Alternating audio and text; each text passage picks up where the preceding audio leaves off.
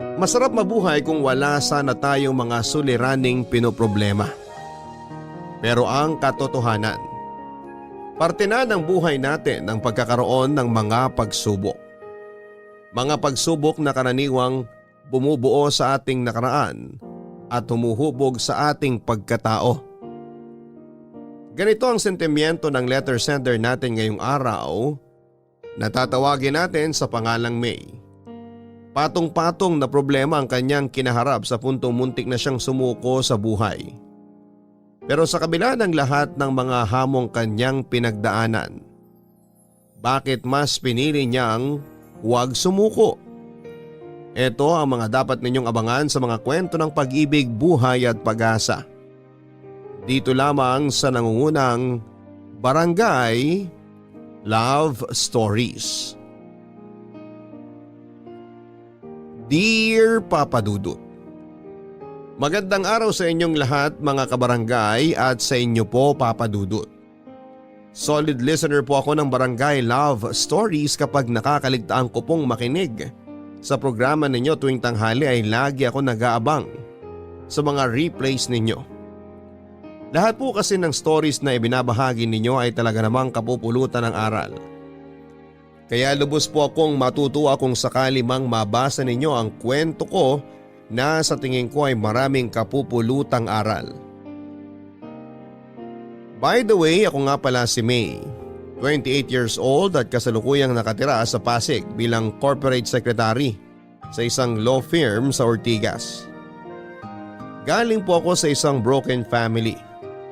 Tatlo kaming magkakapatid noon at nakatira sa Tondo. Masaya sana ang pamilya namin kung hindi lang naging abusive ang papa ko dahil sa alak.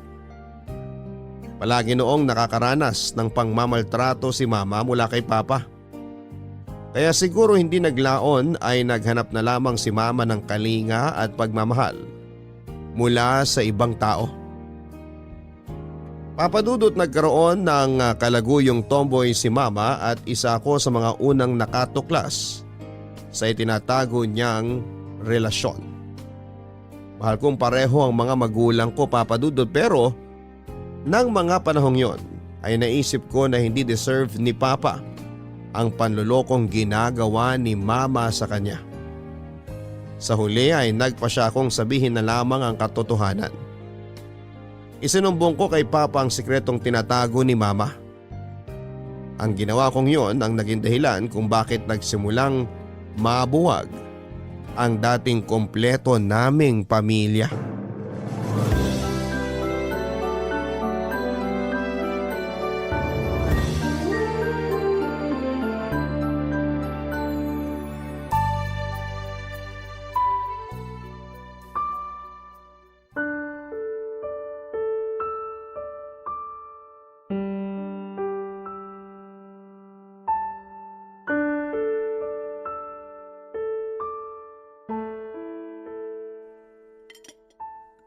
May anak, tulungan mo nga ako rito maghanda ng hapunan. Nagmamadali yata kayo. Pupuntahan nyo na naman ba yung kabit nyo? Ano bang pinagsasasabi mo dyan? Hala, sige na, maglabas ka na dyan ng mga pinggan. Ma, alam na namin kung anong ginagawa mo kay Papa. Alam na namin ni Kuya ang sikreto mo. Wala akong sikreto. Wala akong alam sa mga binibintang mo sa akin, ha? Nahuli ka na po namin. Huwag na kayong magsinungaling. May kabit kayong tomboy. May! Halika nga dito. Saan mo naman nakuha yung mga pinagsasasabi mong yan, ha? Nakita mismo ng mga sarili kong mata. Nahuli ko kayong dalawa, Ma. Sino pang nakakaalam niyan? Ako, at saka si Kuya. Huwag na huwag mo mababanggit yan sa tatay mo, ha? Bakit? Natatakot ba kayo? Natatakot kayo na malaman ni Papa ang totoo? Pero hindi kayo natatakot na gumawa ng kasalanan? Anak, alam mo kung anong pwedeng gawin sa akin ng papa mo kapag nalaman niya yung totoo. Pues itigil nyo na to, Ma. Hiwalayan nyo na yung tomboy na yon. Hindi ko magagawa yon. Mas mahalaga ba siya kaysa sa amin? Mas gugustuhin mo pang masira ang pamilya natin kaysa tigilan nyo yung panlulokong ginagawa nyo kay Papa? Itigilan natin tong usapan na to. Wala tayong dapat pag-usapan pa at wala ka ring sasabihin sa papa mo. Naiintindihan mo ba? Ang selfish nyo! Napaka-selfish nyo!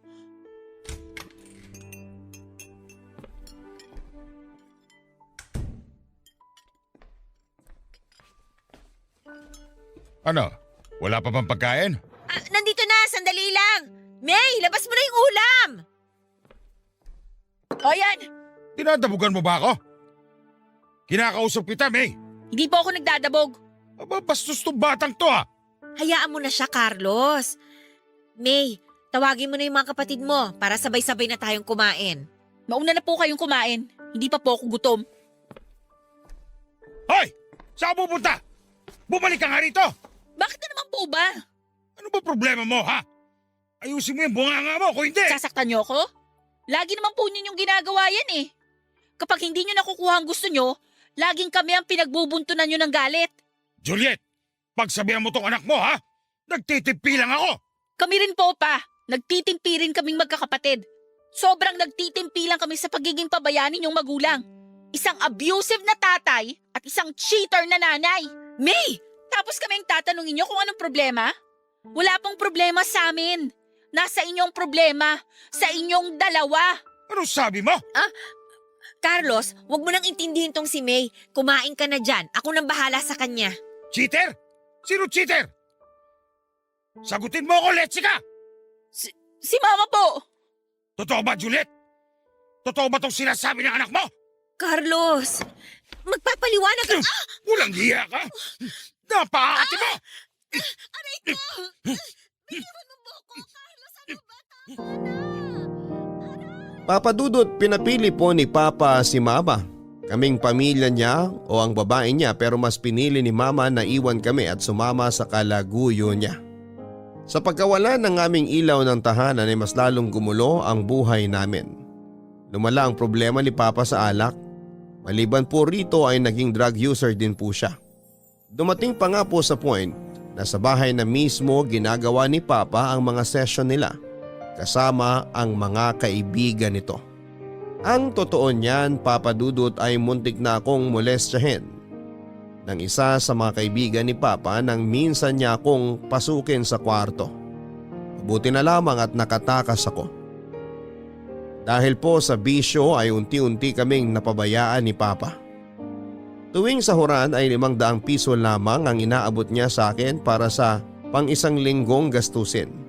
Ang sobra ay ibinibili na niya sa pinagbabawal na gamot. Pinatigil din niya kami sa pag-aaral, gayon pa man ay gumawa po ako ng paraan, pati na ang mga kuya ko para makapagpatuloy ako sa pag-aaral, pati na rin ang bunso naming kapatid. Nagtrabaho si kuya bilang server at dishwasher sa karinderya. Samantalang umextra naman sa car wash ang bunso namin. Ginawa naming magkakapatid ang lahat, Papa Dudut, para magpatuloy sa buhay, pero pilit kaming hinihila pababa ng papa namin. Kahit may sarili namang pera ay bantay sarado ni Papa ang sahod ng mga kapatid ko. Sila ang pinabibili nito ng mga kailangan sa bahay tulad ng kape, asukal at bigas. Tuwing hindi makapagbigay sina kuya ng pera ay katakot-takot na bugbog ang inaabot nila. May pagkakataon nga rin po na maging ang inipon kong pera ay ginastos din ni Papa. Dahilan kung bakit kami nagkasagutan noon. Nasaan na ba yun? Dito ko lang nilagay yun eh. Kainis naman eh. Ano nangyari rito? Bakit ang kalat? Ayusin ko rin maya-maya, may hinahanap lang po ako. Pa, may nakita po ba kayong box dito sa may drawer? Box? Wala. Bakit? Nandun yung inipon kong pera eh. Inipon ko yun para may pambili ng school supplies si Bunso sa pasukan. Ba't ako tinatanong mo? Sobrang burara mo kasi. Baka lang ho kasi nakita ninyo. Pinagbibintangan mo ba ako na kumuha ng pera mo? Nagtatanong lang naman po ako. Ayoko ng tabas ng dila mo, ha? May gusto ka bang palabasin? Nagtatanong lang po ako. Bakit kayo ganyan nakareact? Parang guilty kayo ah. Ano guilty? Ako kumuha ng pera mo. May problema ba? Pa, hindi naman para sa inyo yun eh. Nasaan na po yung pera ko? Pinambili ko ng alak. Babayaran ko kapag sumahod na ako. Alak? Yung perang ilang buwan kong pinag-ipunan? Ipinambili nyo lang ng alak?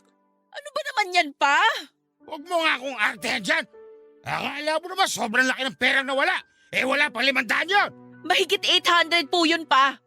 Siguro nga maliit lang yung halaga na yun para sa inyo. Pero para sa akin, malaking bagay na yun. Malaki ng tulong yun para sa pag-aaral ni Bunso next school year. Walang hiyang batag to. Isinusubat mo sa akin ngayon yung 800 pesos mo? Gusto mo magkwentaan tayo ngayon? Kung tutusin, wala pa sa 1% yung pera mo sa lahat ng nagastos kong pagpapalaki sa inyong magkakapatid. Kaya huwag kang mayabang! O yan, Betty! Sukli ng pera mo! Pasalamat ka, hindi ko pa pinambili ng Yossi yan. Anong gagawin ko sa 20? Di saksak mo dyan sa lalamunan mo para hindi ka makasagot-sagot sa akin. Peste! Sana kayo na lang ang umalis at hindi si Mama.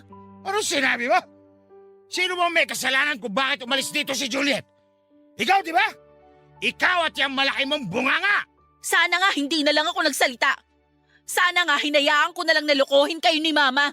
Bastos ka, bata ka! Diyan kayo magaling! Ang gamitin ng lakas nyo sa mga tao walang kalaban-laban. Hindi ba kayo nagtataka kung bakit kayo ipinagpalit ni Mama? Kasi ako gets ko na.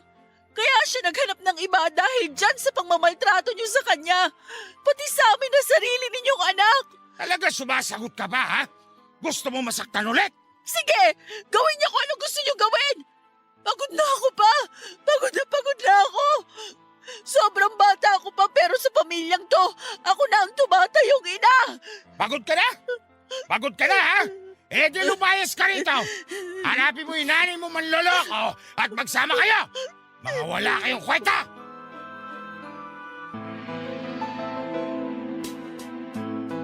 Papadudot kahit sawa at pagod na ako sa dinaranas naming buhay ay nagtiis ako. Tiniis ko ang kapabayaan at pananakit sa amin ni Papa.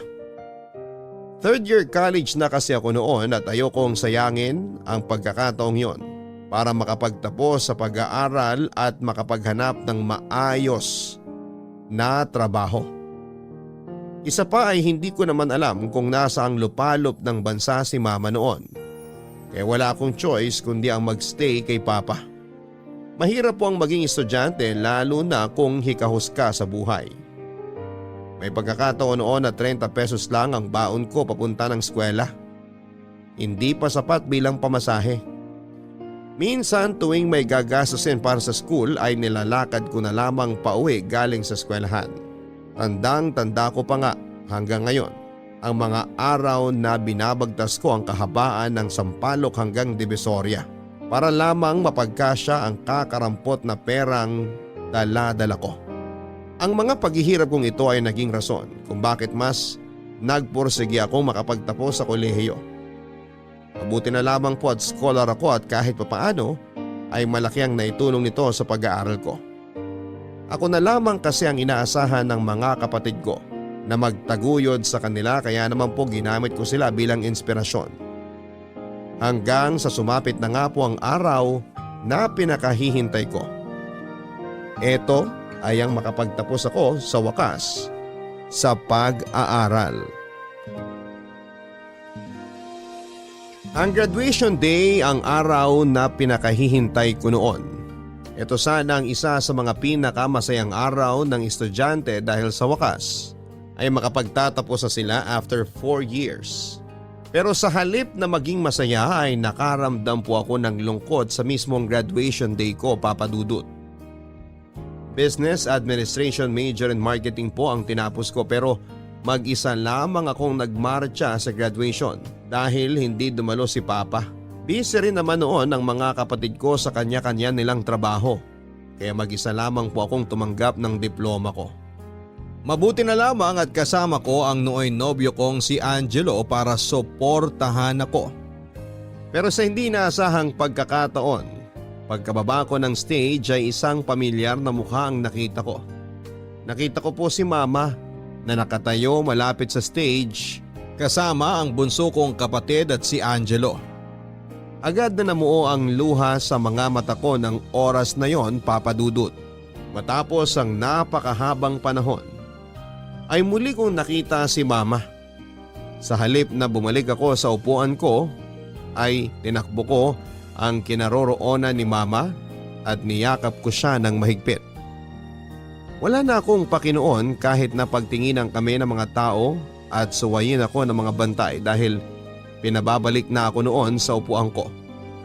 Masaya lamang po kasi ako na kahit papaano ay may isang magulang na nagpunta sa pinakamahalagang araw ng buhay ko.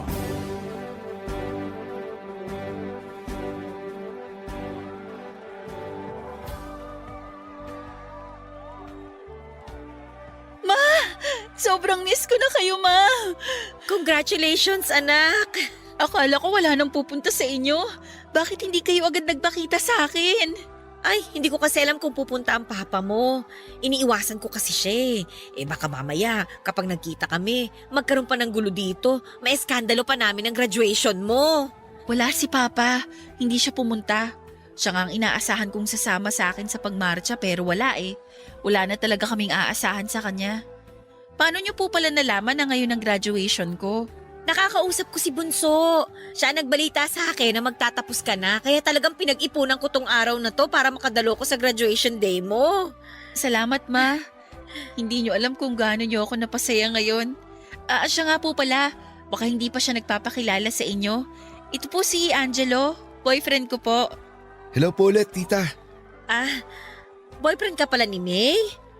Hindi ka naman nagsasabi eh. Ang pakilala kasi sa akin ni Bunso, magkaibigan lang kayo. Boyfriend ko po siya, Ma. Siya ang laging tinatakbuhan ko tuwing may problema ako. Lalo na tuwing stress ako sa school at sa bahay. Siya ang safe space ko. Ganun ba? Naku, ikaw na muna ang bahala sa anak ko, Angelo, ha? Kung maaari, habaan mo na lang ang pasensya mo sa kanya. May pagkamaldita yan minsan, pero mabait naman tong anak kong si May. Ma naman. Huwag po kayong mag-alala, tita. Hindi ko po pababayaan ang anak nyo. Mabuti naman kung ganon. Pasensya na anak ha. Tinakasan ko yung responsibilidad ko sa inyo. Alam kong hindi ako naging mabuting ina. Pero araw-araw kong ipinapanalangin sa Diyos na sana malampasan ninyo ang bawat problemang dumarating sa buhay ninyo. Alam niyo ba, Ma? Isa kayo sa mga inspirasyon ko kaya pinilit ko talagang makapagtapos. Kumusta na kayo? Maayos ba ang buhay niyo sa papa niyo? Naku, Ma, kung alam mo lang, mas lumala pa si Papa simula nung nawala ka. Kung ano siya nung umalis ka, mas grabe siya ngayon. Hindi ka ba niya sinasaktan? May mga pagkakataon na nananakit siya, pero nasanay na ako doon. Parang parte na nga ng araw-araw naming buhay ang makatanggap ng galit ni Papa eh. Hayaan nyo, kapag nakaluwag-luwag ako, kapag nakapag-ipon na ako ng pera, kukunin ko na kayo magkakapatid kay Carlos. Masakit para sa akin na malaman na sinasaktan niya kayong mga anak ko at sisiguruhin kong mananagot siya sa mga ginagawa niya. Sana nga po dumating na yung araw na magkasama-sama na tayo ulit. Ano na ngayon ang plano mo? Maghahanap ka na kagad ng trabaho? Opo, yun po ang plano. Ayoko nang magsayang ng oras. Gusto ko nang magtrabaho agad para makaalis na tayo sa mahirap nating buhay. Tsaka nagpromise ako kay Bunso na tutulungan ko siya sa pag-aaral. Kayo magkakapatid na lang muna ang magtulungan ha. Wala na naman na kayong ibang aasahan kundi ang mga sarili niyo eh. Sorry talaga kung hindi kami naging maayos na magulang sa inyo ng papa ninyo. Maaga kaming sinubok ng kapalaran eh. Huwag kayong mag-alala, Ma, kayang-kaya na namin ang sarili namin. Ngayong nakapagtapos na ako nang bahala sa mga kapatid ko. Basta kung kailangan mo ng tulong, lumapit ka lang sa akin ha. Salamat po, Ma. Hindi pa ba tapos tong graduation nyo? Para sana makaalis na tayo at makapag-banding kahit naman papano. Hindi pa po, Ma eh. May closing speech pa, tsaka kakanta pa kami. Maupo muna kayo dyan, mahaba-haba pa po to. Ay, siya, sige. Bumalik ka na sa upuan mo. Hindi na maganda ang tingin sa atin ng teacher mo, oh. Sige po, maiwan ko po muna kayo. Congratulations ulit, anak! Salamat po.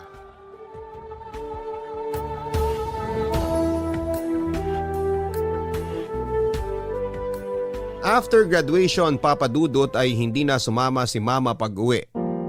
Hindi pa raw kasi siya handang harapin si Papa at isa pa ay takot pa rin siyang magpakita sa kanya. Dahil wala namang pera ay hindi na namin nagawang mag-celebrate pa sa milestone na dumating sa buhay ko. Pagka-uwi ay agad kong hinanap si Papa para sana ipakita sa kanya ang dala kong diploma. Inaasahan ko na kahit papaano ay matuwa siya kapag nalaman niyang napagtapos ko na ang sarili ko. Pero ang ine-expect kong reaksyon mula kay Papa ay hindi ko nakuha, Papa Dudut. Sa halip kasi na matuwa ay galit ang sinalubong niya sa akin. Nang ibigay ko sa kanyang diploma ko ay inihagis lamang niya ito pabalik sa akin. Muntik nga po akong matamaan sa mata dahil nakalagay ang diploma ko sa isang hard plastic. Sa halip na congratulations, ang marinig ko mula sa ama ko ay sari-saring mura ang lumabas sa kanyang bibig. Sobrang sakit, Papa Dudut, na marinig ang mga ito sa magulang ko. Lalo na sa mismong araw kung saan ay dapat na nagsasaya kami. Nalaman ko na lamang na kaya pala galit na galit si Papa ay nakita niya sa Facebook na magkasama kami nila Mama. Gusto niyang hanapin si Mama dahil ayon sa kanya ay gusto raw niyang patayin si Mama dahil sa ginawa niyang pagtataksil. Sobrang iyak ko ng araw na yon, Papa Dudut. Dahil sa lungkot at takot. Hindi ko mawari kung paanong ang dating masaya naming pamilya ay humantong sa ganitong kalupit na sitwasyon.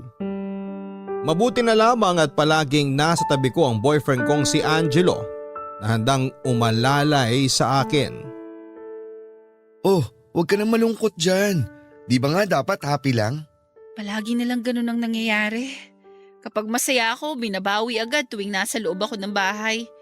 Hindi ko man lang magawang lumigaya ng isang araw sa bahay namin. Huwag na muna nating isipin yung ginawa ng papa mo. Ang isipin na lang natin yung mga magagandang nangyari ngayong araw. Graduate ka na tapos nakita mo pa si mama mo. O di ba? Mas maraming happy moments kaysa bad experience. Ang hirap lang kasing maging masaya kung alam mong may taong hindi masaya para sa'yo. Ang masaklap pa, tatay ko pa ang hindi masaya para sa akin. Grabe rin naman kasi ang papa mo. Kung ituring kayo parang hindi kayo anak. Hindi na kami mahalaga para sa kanya eh. Alam mo kung anong mas mahalaga sa buhay niya? Yung bisyo niya. Alak, sigarilyo, barkada. Ni minsan hindi man lang niya inisip ang kapakanan namin. Hindi siya masaya kasi alam niyang wala siyang ambag sa success mo. Alam niya sa sarili niya na ikaw lahat ang naghirap para makarating sa kung nasan ka man ngayon. Kasalanan ko ba kung ganun ang nangyari? Kung hindi niya kami kayang buhayin, di kami na mismo ang bubuhay sa sarili namin. Mahirap iasa ang buhay sa taong wala ng pag-asang magbago. Bakit kasi hindi pa kayo kunin ng mama mo? Mahirap din daw ang buhay nila mama eh. Baka wala rin daw magbago kung sa kanila kami tumira kasi pati sila, hirap na hirap din daw sa buhay. Pero at least walang nananakit sa inyo. Maiba ako. Kumusta na pala yung sugat mo sa muka? Masakit pa ba? Medyo mahapdi pa, pero galos lang naman to. Ano ba kasing nangyari? Ibinato sa akin ni Papa yung diploma ko. Tumama sa mukha ko. Mabuti nga hindi ako natamaan sa mata eh. Baka nabulag pa tong kanang mata ko kung sakali. Grabe talaga. Bakit na naman ba siya galit? High blood na naman kasi nalaman niyang nagkasama kami nila mama. Alam mo naman yung nangyari sa kanila, di ba? Ang hirap magkaroon ng mapanakit na tatay, no? Mabuti na lang mabait ang mga magulang ko. Nakakainggit ka nga eh. Paano kung sa amin ka na lang kaya muna tumira? Ha? Anong gusto mong mangyari? Mag-live-in na tayo kaagad? Hindi naman. Nag-aalala lang kasi ako sa'yo. Baka kung ano pang magawa sa'yo ng tatay mo. Tingnan mo nga, nasugatan ka na niya. Huwag na nating hintayin na humantong pa ang lahat sa mas malalang sitwasyon. Pero paano sina kuya? Kapag umalis ako sa bahay, baka sa kanila ibaling ni Papa ang galit niya. Mas grabe ang trato ni Papa sa mga kapatid kong lalaki kesa sa akin. Marami na rin kasi kami sa bahay eh. Ikaw lang pwede kong kunin kung sakali. Tsaka, lalaki naman mga kapatid mo eh. Mas kaya nilang tanggapin yung ginagawa sa kanila ng papa nyo kaysa sa'yo na babae. Lalaki man o babae, walang may deserve na maltratuhin ng kanilang magulang. Gusto ko man sanang pumayag sa gusto mong mangyari pero hindi ko pa kayang iwan sina kuya ngayon. Tsaka isa pa, baka lumabas na wala akong utang na loob kung bigla ko silang iwan. Alam mo naman na pareho silang tumulong sa pag-aaral ko. Sige, kung yan ang desisyon mo. Pero anumang oras, kung hindi mo na kaya ang ginagawa ng papa nyo sa inyo, bukas ang bahay para sa'yo. Nakakahiya rin kasi sa mga magulang mo. Pareho pa namang naghihirap ang pamilya natin. Ayoko maging pabigat sa inyo. Mas okay na muna siguro magstay na muna ako kay Papa. Tsaka isa pa, baka magbago na siya once na makahanap na ako ng trabaho. Speaking of trabaho, Nakapag-ready ka na ba ng resume mo? Meron na, ipapaprint ko na lang. Sa Lunes na ako maghahanap ng trabaho. Hihinga lang akong saglit ng 2 araw. Sige, sabihan mo lang ako. Sasamahan kita magpasa ng resume. Salamat. Mabuti na lang talaga nandiyan ka para sa akin. Wala yun, ano ka ba?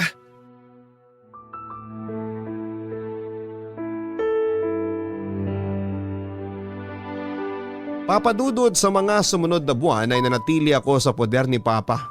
Tinis ko ang mga pananakit niya sa amin habang pilit akong naghahanap ng trabaho. Pero ang pagtitiis po ng isang tao ay may hangganan din. Dumating na ako sa punto noon na hindi ko na talaga kinaya ang mga nangyayari kaya nag-decide akong sumama na lamang kay Angelo. Hindi kalaunan ay nabalitaan ko na lamang na maging sina kuya at ang bunso naming kapatid ay nilayasan na rin si Papa. Nang minsan daw kasing magwala si Papa dahil sa kalasingan ay muntik na niyang masaksak si kuya gamit ang basag na salamin. Natakot sila noon para sa buhay nila kaya minabuti na lamang nilang umalis na rin.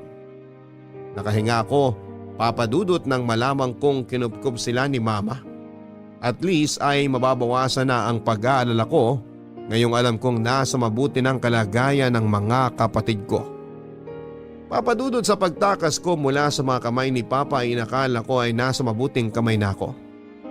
Pero ang hindi ko alam ay wala rin palang magbabago sa buhay ko sa paglipat ko sa bahay ng nobyo ko. Mula sa impyernong tahanan namin ay lumipat ako sa isa pang impyernong tirahan. Hindi naging maganda ang pagtanggap sa akin ng pamilya ni Angelo. Ang masakit pa rito ay nalaman kong mas gusto pa nila ang ex-girlfriend nito kesa sa akin. Sa kabila ng hindi magandang pagtanggap sa akin ng pamilya ni Angelo, ay nanatili pa rin po ako doon dahil sa kahilingan ng boyfriend ko. Pero sa ilang buwan ng pananatili ko sa kanilang tirahan ay unti-unti kong natunghayan ang totoong kulay ni Angelo. Totoo nga po ang kasabihan na saka mo lang lubusang makikilala ang isang tao kapag nagsama na kayo sa iisang bubong. Sa pagsasama naming dalawa ay parang sibuyas na nabalatan ang mga hindi kagandahang ugali ng boyfriend ko. Ilang buwan din po akong nagstay kina Angelo hanggang sa aksidente po niya akong nabuntis, papadudot. Ito ang naging dahilan kung bakit mas lalong tumindi ang disgusto sa akin ng mga magulang niya. Okay lang sana sa akin, papadudot, pero ang masakit ay ang biglang pagbabago ng ugali ng boyfriend ko nang malamang nagdadalang tao ako. Mas lumala siya. Bigla siyang naging pabaya at wala na siyang ibang binigay sa akin kundi ang sakit ng ulo. Pakiramdam ko talaga noon ay hindi na ako welcome sa bahay nila. Ang malala pa nito, papadudot, ay wala akong natanggap na support mula sa kanila. Imbes na alalayan nila ako dahil may dinadala akong bata ay puro sama ng loob lamang ang natanggap ko. Wala man lang ako naging kakampi sa naging pagbubuntis ko. Dahil sa sobrang stress, papadudot, ay naisipan kong umalis na lang sa bahay nila Angelo at sumama sa mama ko.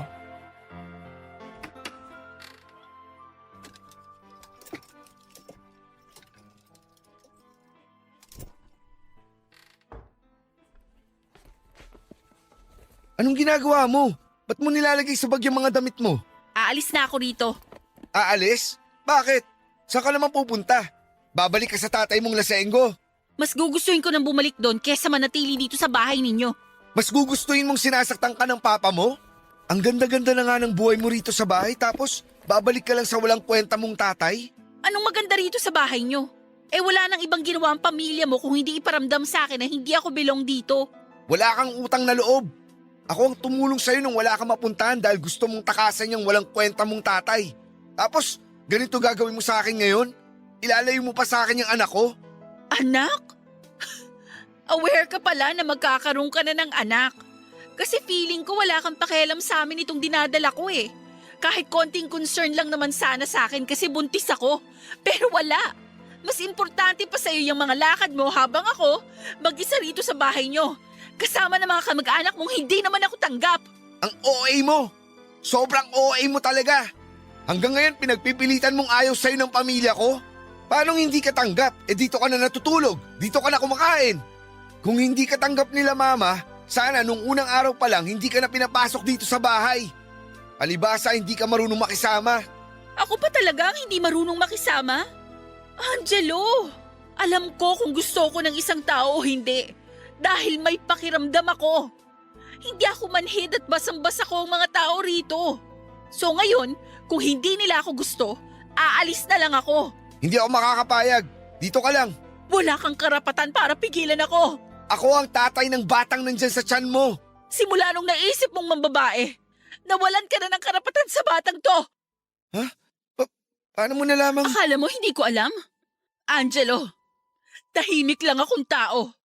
Pero alam ko ang mga nangyayari sa paligid ko. Alam na alam ko kung ano mga pinagagawa mo pero pinili kong tumahimik para sa magiging anak natin dahil ayoko siyang mawala ng ama. Pero sumusobra ka na eh. Hindi porkit hindi na ako umiimik.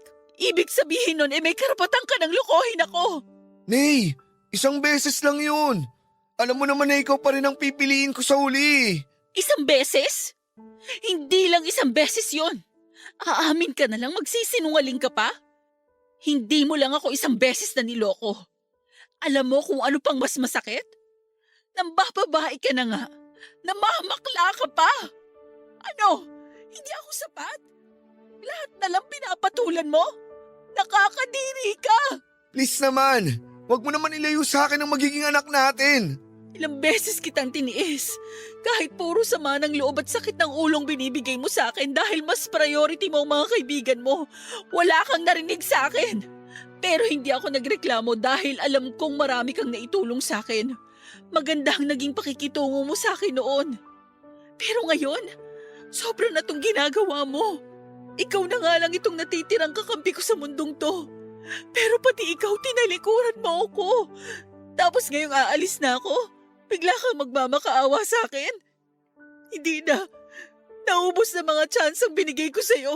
Simot na. Ang yabang mo namang magsalita.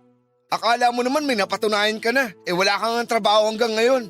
Kung gusto mong bumalik sa dati mong buhay, pues, good luck sa'yo.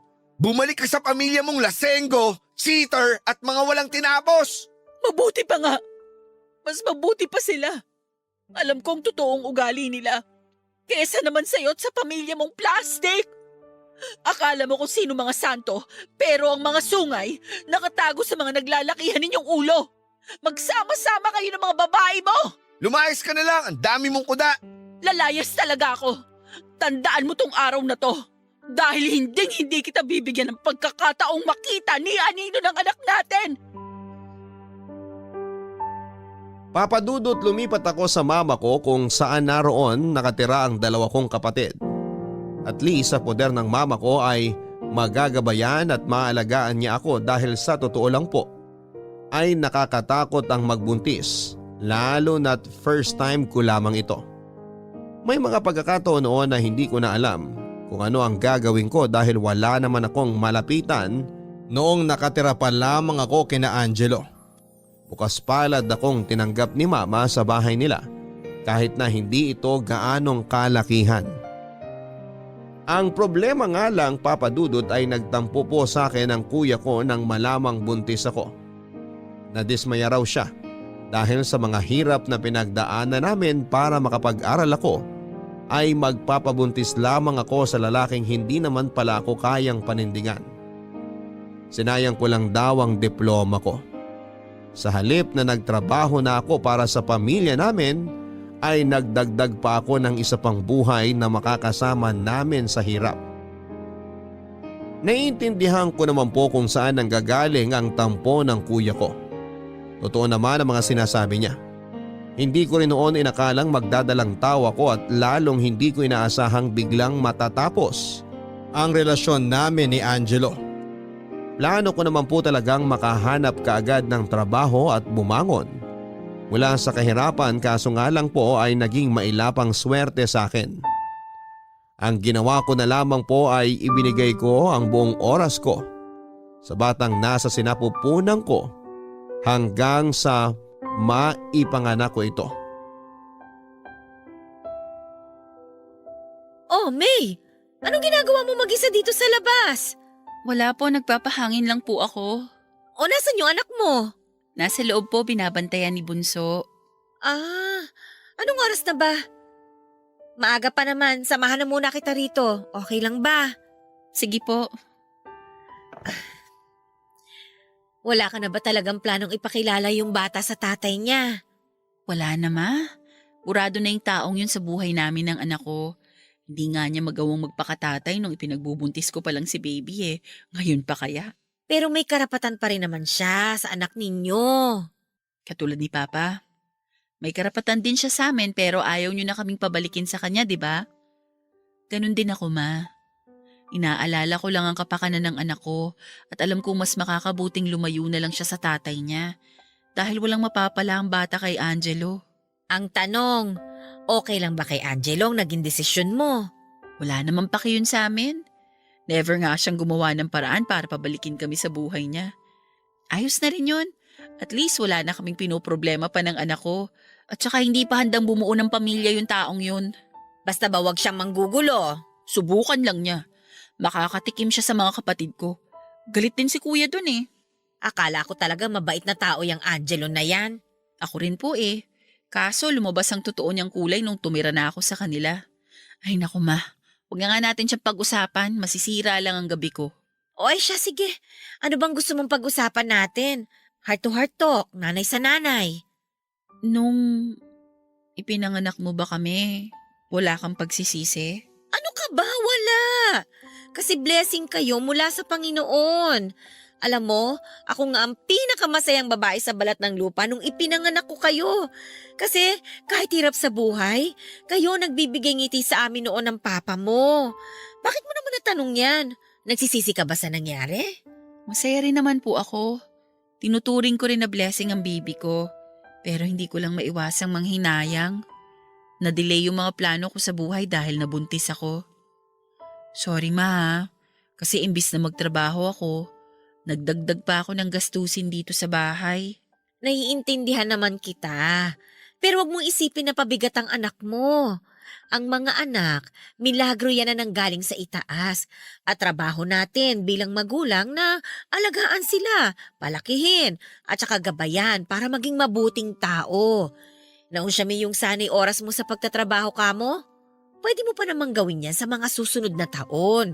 Kapag lumaki-laki na yung bata, pwede ka pa rin namang maghanap ng trabaho. Bakit parang ang malas ko sa buhay? Siguro masamang tao ako sa past life ko. Tapos hanggang ngayon, pinagbabayaran ko pa yung mga kasalanan ko. Isipin mo, Ma, ipinanganak akong mahirap. Lumaki ako sa pamilyang hindi buo. Nagkaroon ako ng abusive na tatay. Tapos kung kailan magsisimula na ako ng bagong chapter ng buhay ko, saka naman ako nabuntis at pinabayaan. Ang tawag dyan, pagsubok. Mga pagsubok na huhulma sa'yo nang sa ganon, mai-ready mo yung sarili mo kapag ibinigay na sa'yo ng Panginoon ang buhay na deserve mo. Para ka lang nag-aaral maglakad. Ilang beses kang madadapa. Hanggang sa matutunan mo na kung ano ang tamang gawin sa hindi. Ma, ganun ba talaga yon? Abay, oo naman. Kaya tuwing sinusubok ka ng tadhana, isipin mo na lang na kapag nalampasan mo ito, may reward na naghihintay sa'yo. Pero i-promise mo sa akin, anak, na huwag kang gagaya sa akin, ha?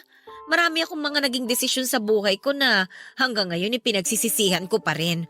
Matuto ka sa mga kamalian ko nang sa ganon, hindi mo na ito maulit sa anak mo. Alam ko po yun. Hinding-hindi ko talaga ipaparanas sa anak ko kung ano mga naranasan kong paghihirap. Kaya nga kung maaari lang, gusto ko na magtrabaho eh. Ayokong magkamuwang ang anak ko na ang sasalubong sa kanya ay kahirapan. Gusto ko ang mga unang alaala niya sa mundong to. Isang maayos at masaganang buhay. Yan! Dapat ganyan ang mindset mo. Mabuti yan, anak. Magpatuloy ka lang sa pangangarap. Huwag kang mawawala ng pag-asa. Huwag kang susuko para sa anak mo.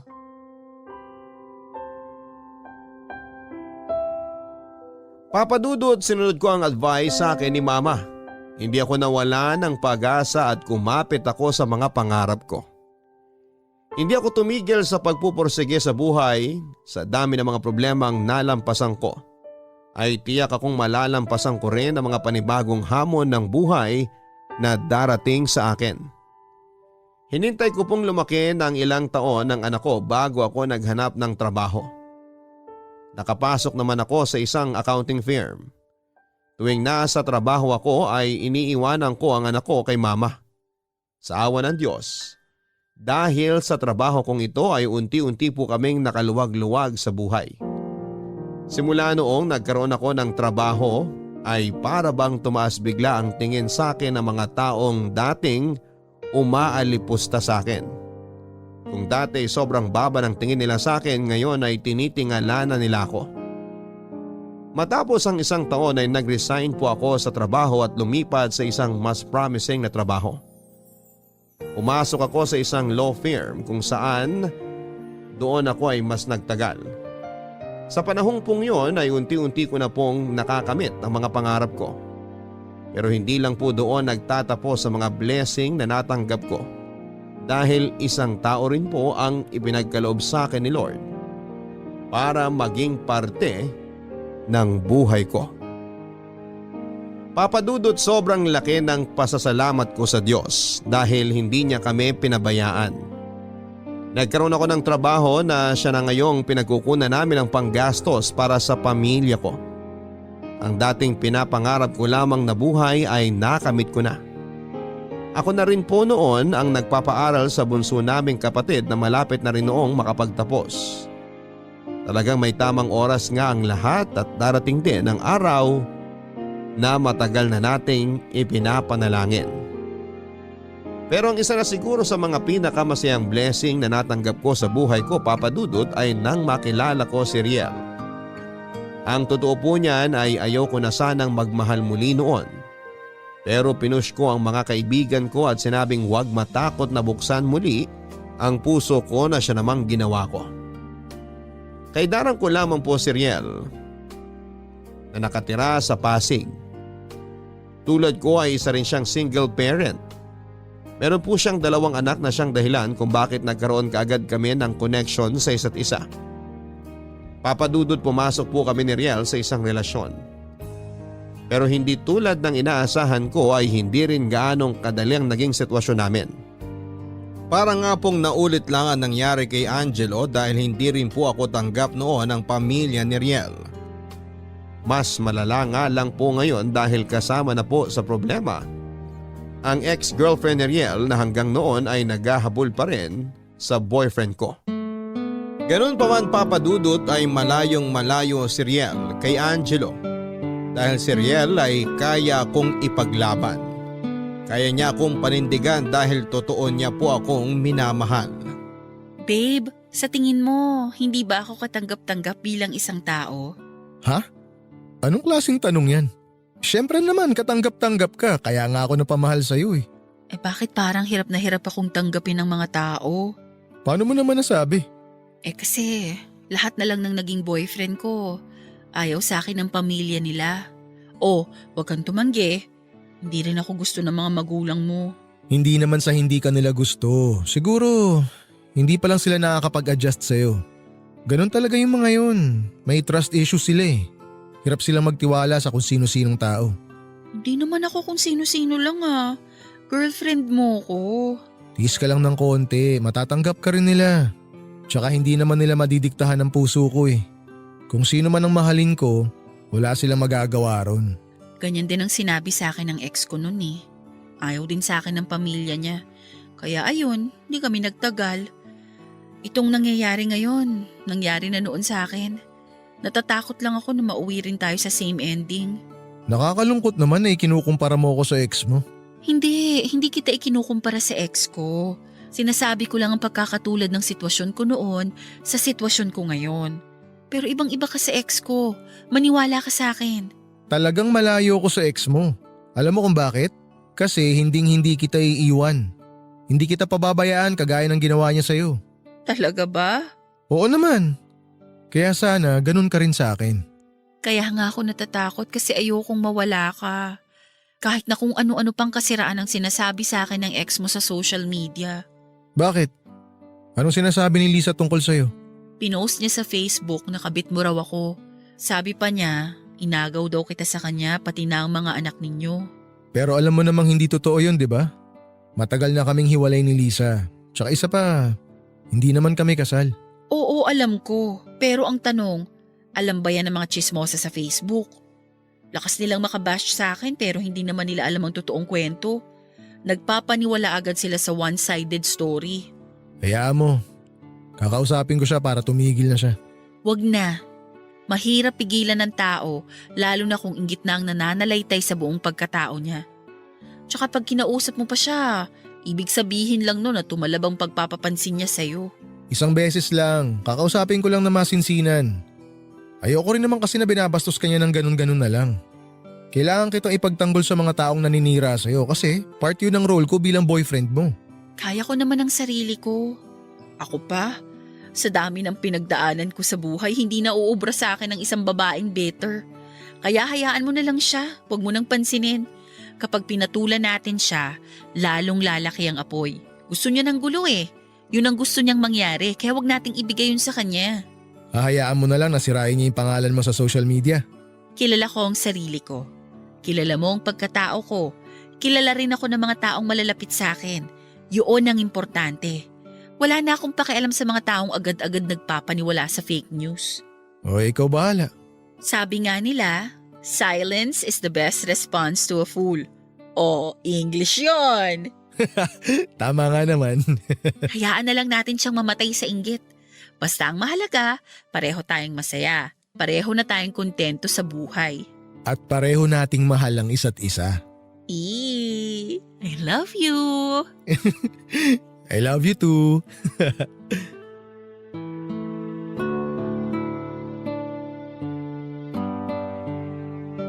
Papadudot sa kabila ng mga ayaw sa relasyon namin ni Riel, ay nagpatuloy at mas tumatag pa ang relasyon naming dalawa. Sakit lang talaga sa ulo noon na tuwing nagkakaroon kami ng konting problema ni Riel ay agad itong nakakarating sa ex niya. May contact pa kasi noon ng pamilya ni Riel sa ex nito para makahingi ng updates sa mga anak niya. Sinikap kong huwag na lamang pansinin ang mga negatibong bagay na dumarating sa buhay ko. Pero ayaw talaga kaming tantanan ng problema noon. Sumunod namang nagpapansin ang ex kong si Angelo na gustong ibalik ang karapatan nito sa anak namin. Sa pagkakataong yon ay na-practice ko na po ang maging matigas ang puso sa mga taong wala namang ibang ibinigay sa akin kundi konsumisyon. Hindi ko pinagbigyan ang nais ni Angelo at inayaan ko lamang siyang maghabol hanggang siya na mismo ang tumigil. Papadudot kahit pa pareho kaming hinahabol ng mga taong bumasag sa mga puso namin, ay mas pinili namin ni Riel na pagkatiwalaan ang isa't isa.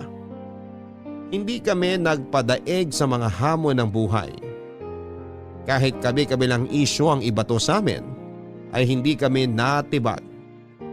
Siguro ay ganun talaga kapag mas matibay ang pag-ibig sa namamagitan sa dalawang tao. Kahit na anong paninira ay wala na itong epekto para sa dalawang taong nagmamahalan.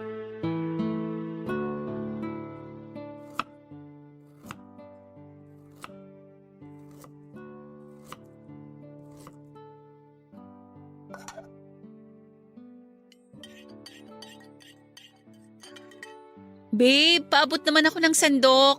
Tingin ko malapit nang maluto to. O ito. Sigurado ka ba nakakasya yan para sa mga bisita? Oo naman, ilan lang naman ang darating na bisita natin eh.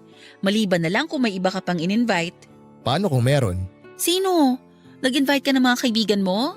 Hindi ako nag-invite ng mga kaibigan pero may nasagap kasi akong balita na darating daw sila mama. Mama mo? Talaga? Oo, kasama si Papa at saka yung mga kapatid ko. Ibig mo bang sabihin? Alam mo kasi, hindi lang talaga sila nagpapakita ng emotions pero matagal ka na nilang tanggap, May. Sabi ko naman sa'yo darating din tayo sa puntong to. Salamat at naging mahaba ang pasensya mo. Naging malawak din ang pag-intindi mo sa kanila. Kaya unti-unti ka na rin nilang natanggap sa pamilya. Pero bakit ngayon mo lang sinabi na pupunta pala sila? Dapat pala naghanda ako ng mas masarap na pagkain. Paano kung hindi nila magustuhan ng luto ko? Kinakabahan tuloy ako. Ikaw naman ang panikera mo, chill ka lang. Pinapunta ko sila rito para makilala ng pamilya ko ang pamilya mo, para magkakilala na sila. Tsaka meron tayong announcement na gagawin, di ba? Ngayon na ba natin gagawin yun? Oo. Hindi ba ngayon na ang perfect time?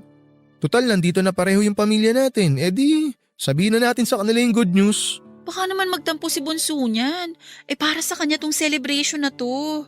Hindi naman siguro. Mas maganda nga yun kasi magkakaroon tayo ng double celebration. Graduation ng bunso nyo, tapos engagement natin. Engaged na kayo? Uy, Ma, anong ginagawa mo dyan? Kanina pa ba kayo nakatayo dyan? Isasabihin ko sana na maghanda na. Teka, engaged na ba talaga kayo? Totoo ba yan? opo tita. Nag-propose na po ako kay May last week pa. Bakit ngayon nyo lang sinabi? Ma, iso-surprise nga sana namin kayo. Kaso, inunahan nyo na kami Oy! Congratulations anak! Hindi nyo alam kung gaano ako kasaya ngayon. Ito na siguro ang pinakamasayang araw ko bilang ina. Masaya ako makita kayong successful sa buhay. Asan yung singsing? Patingin nga ako. Eto, ang ganda no? Ay, naku naman, ang ganda nga. Bagay sa daliri mo, anak. Paano yan, Riel? Ikaw nang bahala dito sa nag-iisang Maria ko, ha? Sobrang pait ng pinagdaanan niyan sa buhay. Kaya sana matulungan mo siyang abutin yung mga pangarap niya. Pangako ko po sa inyo tita. Hinding-hindi ko po pababayaan si May. Hanggat nabubuhay po ako, hinding-hindi na niya po mararanasan ang mga masasamang nangyari sa buhay niya noon. Ay, mabuti naman. Siya nga pala. Dumating na pala yung mga magulang mo. Nasa sala sila ngayon. Tsaka pauwi na yung bagong graduate kaya maghanda na kayo. Hindi mo ba siya kasama? Maaga akong umuwi pagkatapos ng graduation ceremony para makatulong ako dito. Sinabi ko na lang na masakit ang tiyan ko para makauwi ako kagad. Kasama naman niya yung kuya niya Sige po, patulong na lang ako rito. Riel, yung tarp hindi pa nasasabit sa labas ng bahay. Okay, sige. Ako nang bahala ron. Tita, maiwan ko na po muna kayo.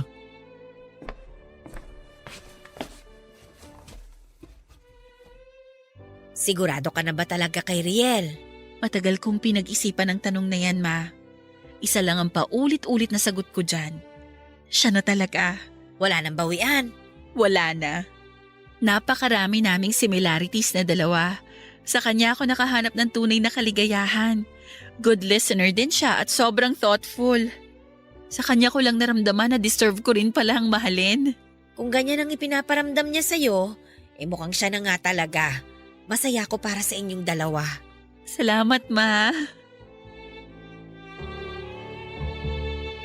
Papadudot ngayong December na po kami nakatakdang ikasal ni Riel.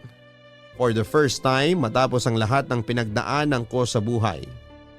Sa wakas ay naramdaman ko na rin ang feeling na maging masaya. Lahat ng ito ay dahil sa pagsusumikap ko at syempre dahil na rin sa tulong ng mga taong totoong nagmamahal sa akin.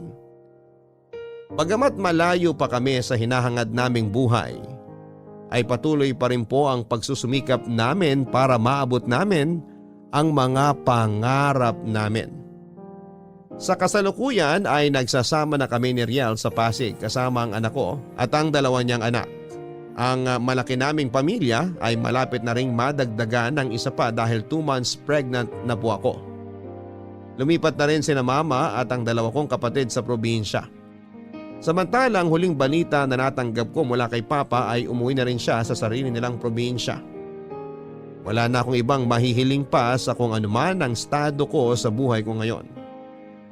Ang tanging ginagawa ko na lamang ay ang magpasalamat sa Diyos dahil sa mga blessings na natatanggap ko mula sa Kanya. Nasa tahimik na buhay na sina Mama, maayos na rin ang buhay ko kasama si Riel. Ang lahat ng hirap na pinagdaanan ko ay napalitan ng mga positibong bagay. Ito po ang kinalabasan ng hindi ko pagsuko sa buhay. Kaya ang advice ko sa mga nakikinig ngayon kahit na anong dagok ang kaharapin natin ay huwag na huwag po tayong susuko. Hanggang dito na lamang po Papa Dudut at sana po ay mapili po ninyong ikwento ang buhay ko. Salamat and more power sa Barangay Love Stories. Ang inyong forever kapuso at kabarangay, May. Dalawang salita lang ang aral na matututunan natin sa naging kwento ng kabarangay nating si May. Huwag susuko. Oo nga't dumarating tayo sa point ng buhay natin na sobrang pagod na tayo. Pero wag po tayong sumuko mga kabarangay. Pwede tayong tumigil at magpahinga pero wag na wag tayong susuko sa hamon ng buhay. Dahil balang araw ay pasasalamatan din natin ang sarili natin kung bakit hindi tayo sumuko. Hanggang sa muli, ako po si Papa Dudut sa mga kwento ng pag-ibig, buhay at pag-asa sa nangungunang Barangay Love Stories. Ang buhay ay maiwaga, laging may lungkot at saya. Sa Papa Dudut Stories, laging may karamay ka. Mga problemang kaibigan, dito ay pakikinggan ka. Sa Papa Dudut Stories, kami ay iyong kasama. Dito sa Papa Dudut Stories, ikaw ay hindi nag-iisa.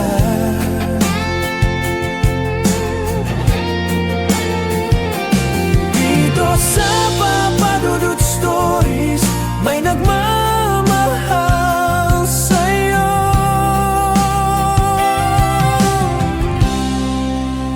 Papa Dudut Stories,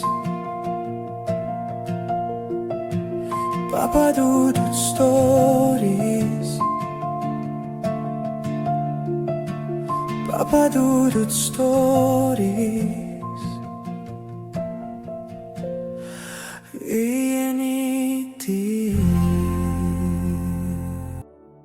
Nasisira ng isang pagkakamali ang tiwala ng isang tao kahit na hindi ito sinasadya. At napakasakit nito lalo na kung ang nagkasala sa iyo ay ang pinakamamahal mo. Ikaw kabarangay, gaano ka kahandang magpatawad at magbigay ng second chance sa taong minsang dumurog sa puso mo?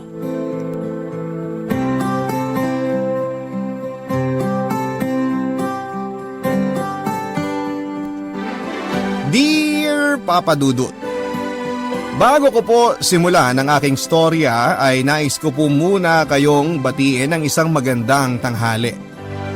Itago niyo na lamang po ako sa pangalang Elvira, 31 years old, sa kasalukuyan na nakatira sa Valenzuela kasama ang biyanang ko. Meron po akong isang anak na babae, Papa Dudut, sa kinakasama kong si Mateo na isa namang kontraktor. 3 taon nang nakakalipas nang magsimula po kaming tumira dito sa Valenzuela. Ang totoo niyan ay tubong Pasig po talaga ako at doon na rin kami nagkakilala ni Mateo through common friends. Dati po kasing nagtatrabaho rin bilang sekretary ako sa isang private company hanggang sa niligawan nga ako ni Mateo at nabuntis. Nanirahan po kami sa isang paupahang kwarto sa Pasig hanggang sa nakapanganak na ako, Papa Dudut. Mahirap na masarap ang maging nanay. Pero masasabi ko na napaka-challenging pa rin ang magkaroon ng live-in partner na katulad ni Mateo.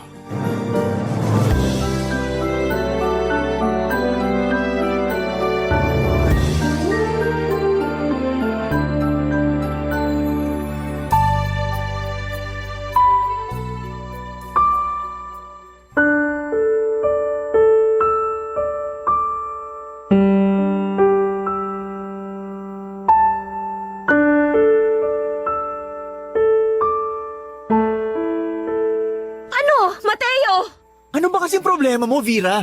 Kakapasok ko pa lang ng bahay, nakaangil ka na. Aba, ano ba sa palagay mo ang dapat maging reaksyon ko? Matuwa sa'yo? Pwede ba? Tingnan mo nga kung anong oras na. Pasado 1:00 na ng tanghali.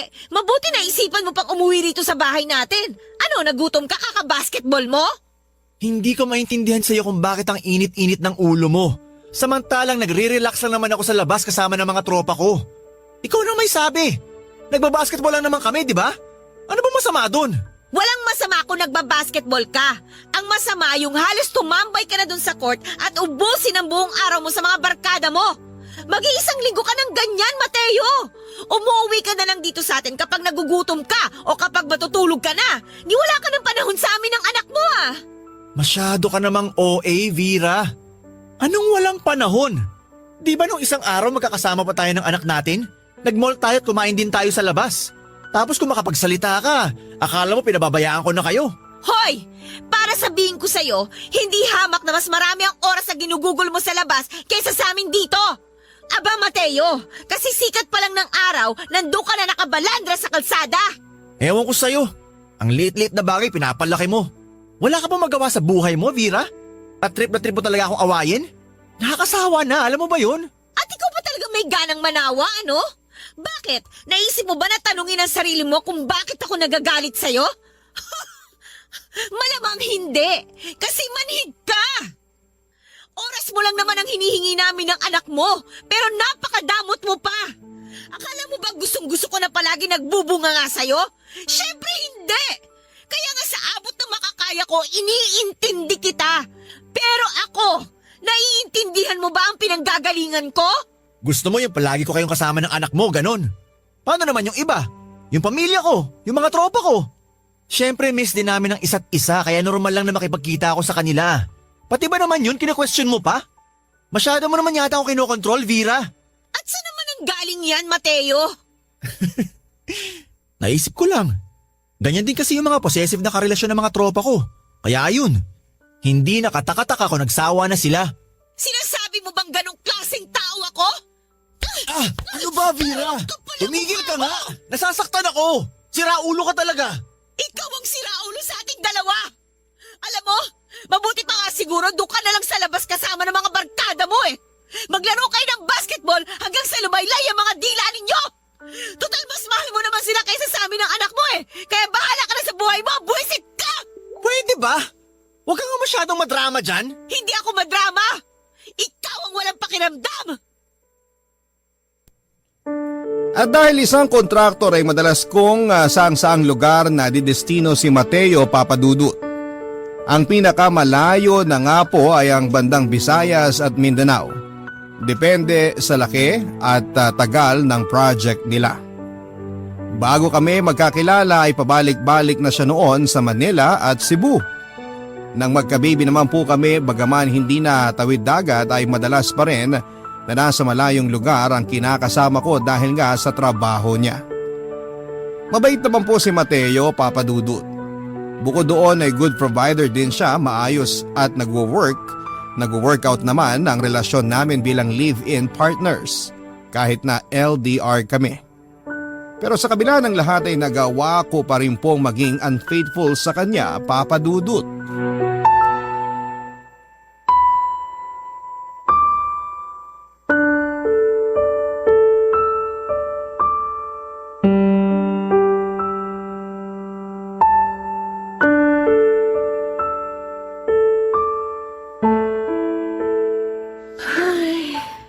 Ang lalim nun ah.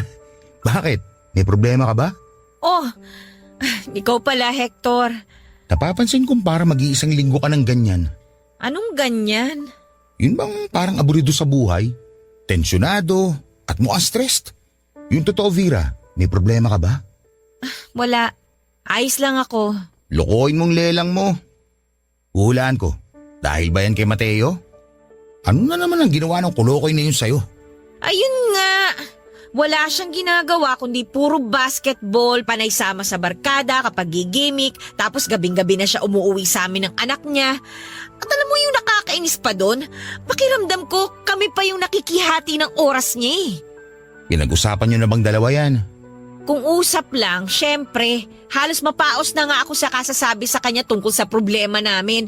Kaso lagi niyang kinakatwiran na hindi naman niya kami pinababayaan. Kaya wala akong karapatan na sitahin siya sa kung ano man yung gusto niyang gawin sa oras niya. Ay, gets ko naman yun eh. Hindi naman ako makasariling babae para pagbawalan siya kung gusto niyang lumabas kasama ang mga barkada niya o makipagkita sa nanay at mga kapatid niya. Kaya lang, sinabihan niya akong possessive. Sinabihan niya akong siraulo. Kahit na ang gusto ko lang naman magkaroon din siya ng mahaba-habang oras sa aming mag-ina. Tapos, kung pagsalitaan pa niya ako, parang hindi ako yung nanay ng anak niya eh. Oh, Vera, huwag ka nang umiyak. Ay, napakagago talaga ng Mateo na yan. Bakit ganyan niya kayo ituring ng anak mo? Base sa mga kwento mo, para siyang binata umasta. Ganun na nga. Minsan nagsasawa na lang ako magsabi sa kanya kasi lumalabas na parang totoo nga yung sinabi niya sa akin eh. Totoo nga, Lin. Yung possessive ka? Aba, normal lang yun. Kasi nga, bibihira lang naman siya kung umuwi sa inyo. Dapat nga mas naiintindihan niya kung namimiss siya na mag-ina niya. Dapat, kayong dalawa ng anak mo ang mas pagtuunan niya ng oras. Kasi kayong pamilya niya. Ay. Alam mo, Vera, hindi mo deserve ang ganyang lalaki. Bakit? Ano bang deserve ko, Hector? Siyempre, yung lalaki na hindi gaya ng kinakasama mo. Dapat sa katulad mo, inaalagaan, minamahal at iniingatan. Hindi sinasaktan at binabaliwala. Buti ka pa naisip mo yan. Si Mateo, ewan ko ba? Habang tumatagal pakiramdam ko, mas nagiging malayo kami sa isa't isa. Dati okay naman kami eh. Napag-uusapan naman namin yung lahat ng bagay ng walang bangayan o sigawan. Kaya ngayon, hindi ko alam kung ako ba o siya ba yung may problema. O baka pareho na kami. Lahat naman ng nasa relasyon dumadaan sa ganyang pagsubok. Kaso nakakasawa na eh. Nakakapagod na. Mabuti pa hayaan mo na lang muna ang mga bagay. Kung pipilitin mo kasing solusyonan ng isang problema kaagad, baka imbis na maayos maging malala pa. Kaya kung ako sa'yo, hindi na ako masyado mangungonsimi kay Mateo. Pabayaan mo siyang ma-realize sa mga pagkukulang niya sa inyong mag-ina. Lalong-lalo na sa'yo, Vera. Sana lang pag dumating yung araw na yun, hindi pa uli ang lahat para sa inyong dalawa. Salamat sa pakikinig mo sa problema ko, Hector, ha? Sus, wala yun. Nako, tigilan mo na muna ang drama mo dyan at magmerienda tayo doon sa pantry. Tara, dinalhan kita ng paborito mong pizza at lasagna. Ako mismo gumawa ng mga yun para talaga sa'yo. Nag-abala ka pa talaga. Sakto, kasi kanina pa ako nagugutom. Nga pala, Vera, sa susunod, iwan mo na lang muna sa bahay niyo ang problema mo. Lalo na dyan kay Mateo. Para hindi ka nagkakaganyan. Ay, mukhang tama ka dyan. Susubukan kong gawin niyang sinabi mo.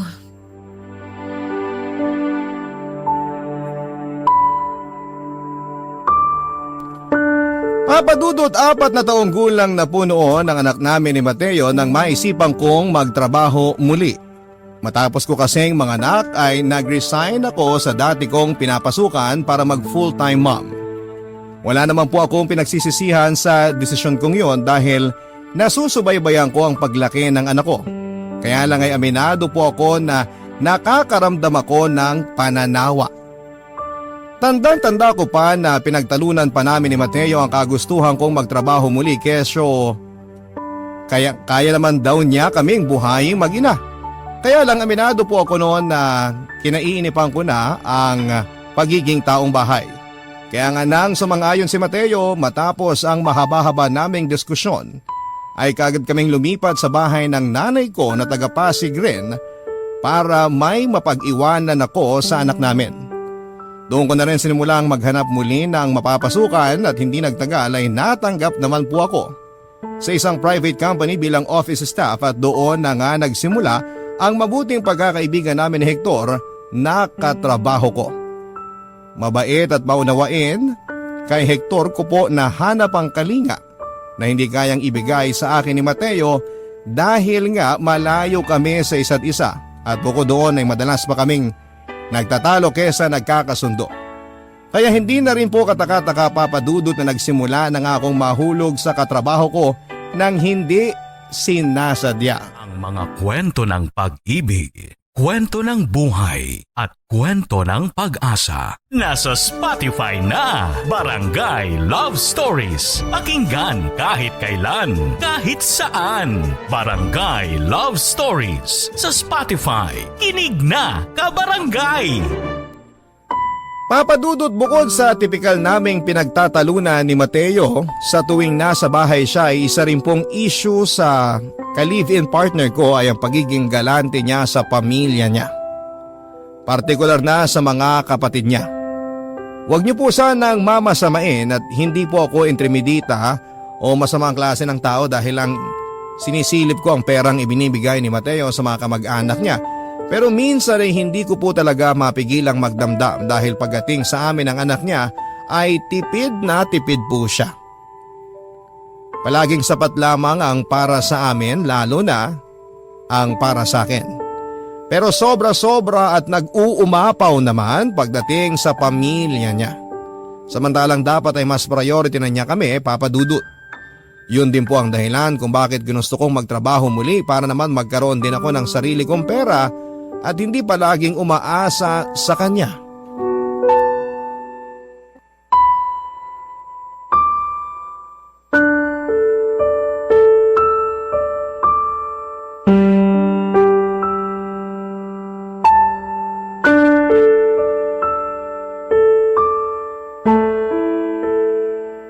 Ay, naku, paubos na palang gatas ng anak natin, Mateo. Hindi na yata ito aabot bukas. Pwede ba? Huwag kang maraming sinasabi dyan, Vera. Kita mong busy ako eh. Tapos dada ka ng dada. Wala namang kakwenta-kwenta yung ginagawa mo, puro ka lang pagsi-cellphone. At pati paglalaro ko ng mobile games, pinakikialaman mo na. Sumusobra ka na ah. Sinasabi ko lang naman sa'yo na paubos na ang gatas ng anak natin. Tapos nagagalit ka na dyan. Kung ayaw mo palang naiistorbo sa paglalaro mo, edi bigyan mo ako ng pera at ako na lang ang bibili ng pangangailangan ng anak mo. Ano ka mo? Bakit kita bibigyan ng pera? Anong assurance ko na hindi mo lulustayin sa walang kakwenta-kwenta ang pera ko? Napakakapal naman ang pagmumukha mo para pagbintangan ako ng ganyan, Mateo. Hindi ko na yata nagugustuhan ng tabas ng dila mo, lintik ka. Ah, basta. Hindi pa rin kita bibigyan ng pera. Wala akong tiwala sa'yo, no? Ako nang bibili ng gatas. Tsaka iba pang kailangan ng anak natin. Alam mo, sumusobra ka na talagang buwisit ka. Aray! Itigil mo na nga yan! Nung nakarang araw, sinabihan mo kong siraulo at possessive. Ngayon naman kung makapagsalita ka, akala mo ginagastos ko kung saan-saan ang perang nakalaan para sa anak natin. Sobra ka na! Hindi tama na pagsalitaan mo ako ng ganyan. Bakit? Simulat sa pulo ka naman ang bumibili ng mga kailangan ng anak natin, di ba? Pati ng mga kailangan dito sa bahay. Ano ba ang punto mo? Hindi ako marunong mag-budget, ganon? Ano ba namang klaseng utak meron ka, Mateo? Hindi ko ninulustay ang pera mo! Alam ko na pala kung bakit ka nagkakaganyan. Yan siguro ang sinasabi sa'yo ng pamilya mo, no? Obvious naman na Ano, tama ako, di ba? Pwede ba? Huwag mo ang idama yung pamilya ko rito. Labas sila rito, Vera! Akala mo ba talagang tanga ako, Mateo? Akala mo ba hindi ko nararamdaman na mainit ang dugo nila sa akin? Lalong-lalo na yung nanay mo? Kasi pakiramdam nila, inagaw ka namin ng anak mo sa kanila.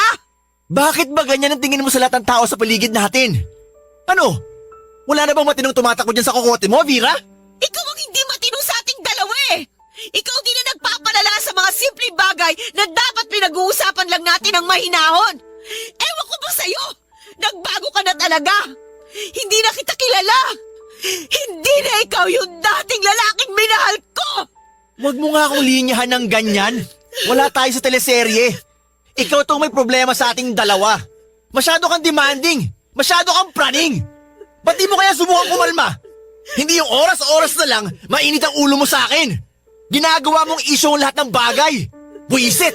Pati pamilya ko, dinadami mo pa. Papadudot, nung hindi pa ako nagtatrabaho ay wala po talaga akong kapera-pera.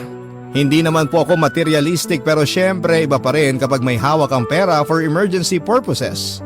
Hindi rin naman po kasi ako noon binibigyan ni Mateo ng pera.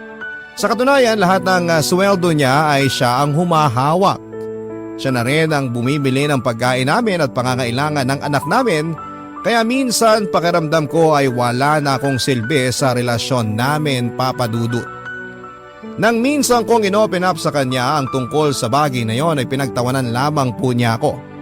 At sinabing taong bahay lang naman ako kaya hindi ko na kailangan pa ng pera. Hindi rin naman daw kami nagugutom kaya dapat ay makontento na lamang ako sa buhay na meron kami ng anak namin. Habang tumatagal na gano'n ang pag-uugali ni Mateo ay lalo po akong nawawala ng amor sa kanya, Papa Dudut.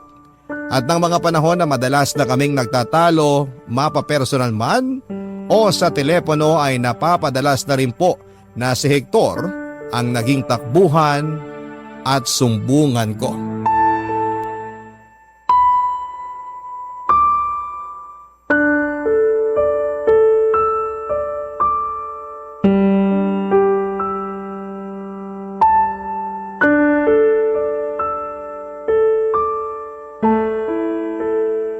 Sumusobra na talaga ang lalaki niyo sa mga pinagsasabi niya sa'yo, Vera. Mabuti na lang at destino ulit siya dahil kung hindi, baka masugod ko siya sa inyo at masapak sa muka. Ikaw talaga, Hector. Puro ka biro. Sino may sabi sa'yo na nagbibiro ako? Seryoso ako dun. Ang dapat sa bibig ng lalaking yun, pinapadugo. Hector, mali ba ako? Ang sa akin lang naman kasi, malalaki na yung mga kapatid niya. Pero kung babyhin niya, kala mo wala siyang sariling pamilya. Kung tutuusin, hindi naman yun ang unang beses na nag-away kami tungkol sa pagiging galante niya sa mga kamag-anak niya. Siyempre, wala namang masama doon, di ba? Pamilya niya yun. Kaso sana ilugar naman. Kung magpamudmud siya ng pera sa mga yon, akala mo napakayaman namin. Ako ngang kinakasama niya at nanay ng anak niya, hindi niya mapagkatiwala ang bigyan ng pera. Kahit man lang pambili ng pangangailangan ng anak namin. Tapos pagdating sa ibang tao, ganun ang ugali niya. Napaka-unfair lang kasi. Kahit naman saan anggulo tignan, hindi patas ang trato sa'yo ng tarantadong yun, Vera. Kaya dapat sinusoplak talaga yung Mateo na yan para matauhan. Hindi ka dapat niya ginaganyan. May damdamin ka.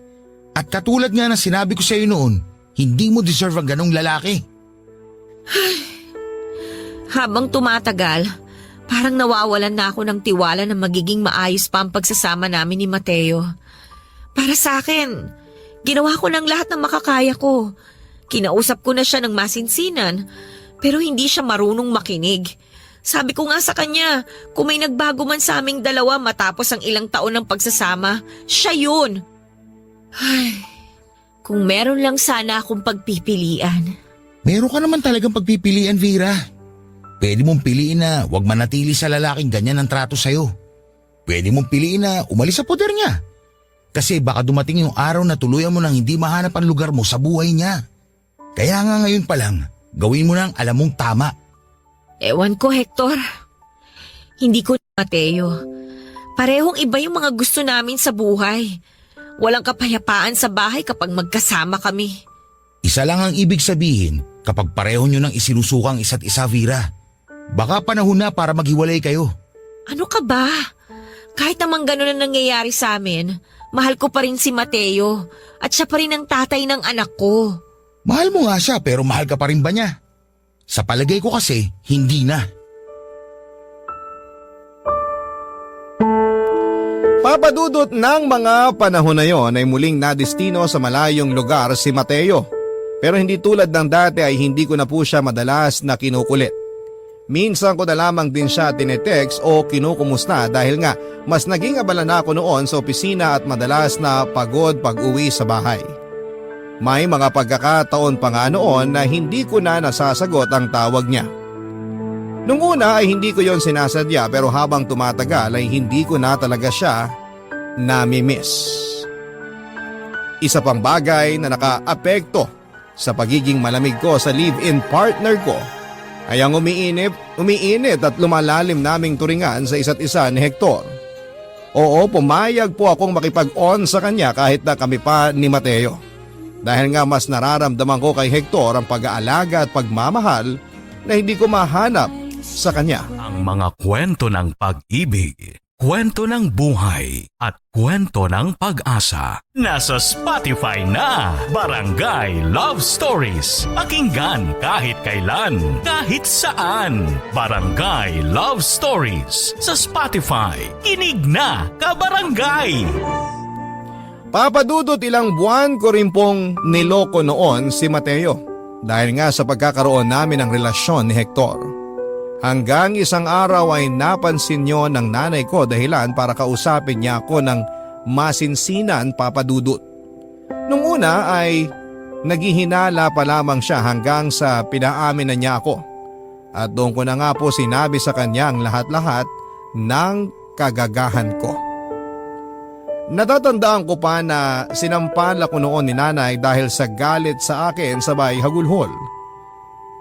Sinabi niya rin po sa akin na hindi niya ako pinalaki para tularan at lakaran ang landas na dinaanan ng tatay ko nang minsan itong magkaroon ng ibang karelasyon habang sila pa ni nanay. Doon nga po ako nagsimulang kainin ng labis na kahihiyan, Papadudot. Biglang nanumbalik sa isipan ko ang lahat ng sakit na pinagdadaanan namin noon ni nanay nang mas piliin ni tatay ang kabit niya kesa sa amin. Bigla ko rin pong naalala ang lungkot na magkaroon ng hindi kumpletong pamilya. At pinangako ko noon sa sarili ko na hindi ko gagawin sa anak ko ang ginawa sa akin ng tatay ko, kaya nga kinabukasan sa utos ni nanay at sigaw ng konsensya ko ay kinausap ko nga po si Hector upang opisyal nang tapusin ang relasyon naming dalawa.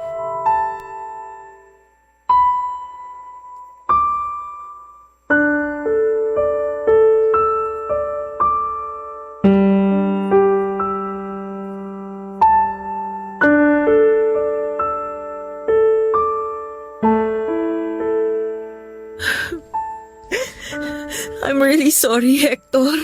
Zira, ano ba nangyayari? Bakit bigla mo na lang gustong tapusin ang lahat sa atin? Naghihinala na ba si Mateo? Alam na ba niya? Walang kinalaman si Mateo dito, Hector. Ako mismo nagdesisyon na tapusin na kung anumang namamagitan sa atin. Pero bakit nga? Hindi ko maintindihan. Nung nakarang araw lang, ayos pa tayo. Magkasundo pa nga tayo. Sabi mo pa nga, masayang-masaya ka nakasama ako. Pagkatapos ngayon, biglang ganito. Sabihin mo, ginagawa ba ako mali? Kasi kung meron man, pangako babawi ako. Huwag mo lang akong iwanan, please. Pero alam mong mali itong ginagawa natin, di ba? Pamilyado na akong tao. Wala akong pakialam kung may pamilya ka na. Tanggap ko yun. Kasi nga mahal kita eh. Kaya please, huwag mo naman gawin sa akin to. Huwag mo naman ako basta itapon na lang na parang basura. Alam mong hindi totoo yan, Hector. Isa ka sa pinakamahalagang tao sa buhay ko dahil ikaw lang ang nakakaunawa sa akin. Ikaw lang yun nandyan sa tuwing kailangan ko na makakausap kapag may problema kami ni Mateo. At nagpapasalamat ako ng taus-puso dahil sa pagiging mabuting kaibigan mo. Kaya lang kasi, tulad nga nung sinabi mo sa akin noon na hindi ko deserve ang trato at pag-uugali ni Mateo. Sasabihin ko rin sa iyo ngayon na hindi mo deserve ang katulad ko. Marumi akong babae. Nagkasala ako sa kinakasama ko at tatay ng anak ko. Naging mapusok ako at mahina. Gusto ko nang itama lahat ang pagkakamali kong iyon. Sabihin mo, tinahal mo ba talaga ako? Akala ko kapag ginawa kong lahat ng makakaya ko, magugustuhan mo rin ako na higit pa sa pagiging kaibigan o katrabaho. Mukhang nagkamali ako. Mas mahal mo pa rin si Mateo. Yun lang ang nakikita kong dahilan kung bakit gusto mo na makipagtala sa akin. Patawarin mo ako, Hector. Hindi ko sinasadya na masaktan ka. Kasalanan ko rin naman kasi hinayaan ko sarili ko na mahulog sa'yo. Kahit na alam ko naman na wala akong kalaban-laban kay Mateo. Vera, hindi ako nagsisisi na minahal kita. Ang pinagsisisihan ko lang, pareho tayo nagkasala sa mata ng Diyos. Sa ngayon, gulong-gulo pa talaga ako at nasasaktan ng gusto. Pero kung gusto mo nang tuldukan ng anumang meron tayo, naiintindihan ko. Ayoko namang pilitin mo ang sarili mo na gawin ang mga bagay na hindi mo naman gusto at labag sa kalooban mo. Maraming salamat, Hector. Patawarin mo rin ako kasi dinamay pa kita sa mga problema ko. Wala akong pinagsisisihan. Ang gusto ko na lang sa ngayon maging masaya ka. Gawin mo yung sa palagay mong tama. Kahit na masakit, kahit na mahirap. Dahil ganun din ang gagawin ko.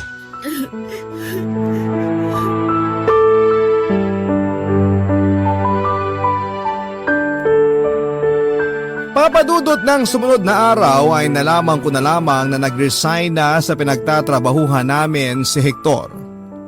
Hindi na rin po kami nagkaroon pa ng pagkakataon na mag-usap kahit noong last day niya. Minabuti na rin namin yon para tuluyan na naming maisantabi at makalimutan ang anumang namamagitan sa amin. Nang mga panahon na yon ay may nangyayari sa amin ni Hector habang magkarelasyon kami ay naging maingat naman po akong wag mabuntis para hindi lalong magduda si Mateo. Hindi ko po ito sinasabi dahil pinagmamalaki ko sa ginawa ko. Sa katunayan, kahit na tapos na ang relasyon namin noon ni Hector ay hindi pa rin po ako pinapatulog gabi-gabi ng aking konsensya. Hiyang-hiya po ako sa nanay ko at sa anak ko, ganoon din po sa sarili ko, Papa Dudut. Pero alam ko na kung may dapat akong hinga ng kapatawaran, yon ay walang iba kundi si Mateo. Lalo pat malaki na rin po ang pinagbago niya simula nang maging malamig ang trato ko sa kanya noon. Nandyan po kasi yung siya na mismo ang nag-update sa akin ng mga ginagawa niya kahit na hindi ko naman po tinatanong. Naalala ko pa nga na minsan niyang binanggit sa akin na napag-isipan niyang mabuti yung naging pagtatalo namin noon at na-realize niya na nagkakamali siya. Kaya nga siya na rin po ang nag-insist noon na babawi siya sa lahat ng naging pagkukulang niya sa amin ng anak niya. Lalong-lalo na nga po sa akin. At pinatunayan nga po niya yon nang muli siyang umuwi sa amin ng anak niya, Papa Dudut.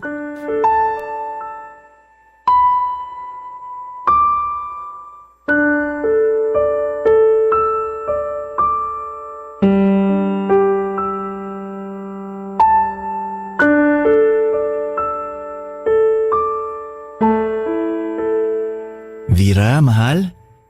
Gusto mo bang masahihin kita? Mukha kasi intensyonado ka. Para guminhawa ang pakiramdam mo. Ayos lang ako, Mateo. Hindi mo na kailangan mag-abala. Mabuti pa magpahinga ka na.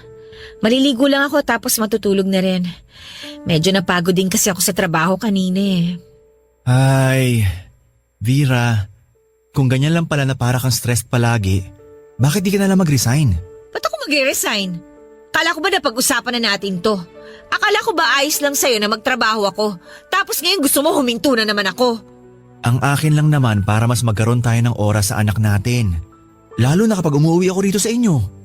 Kung alam mo lang namimiss ka na namin ng anak mo.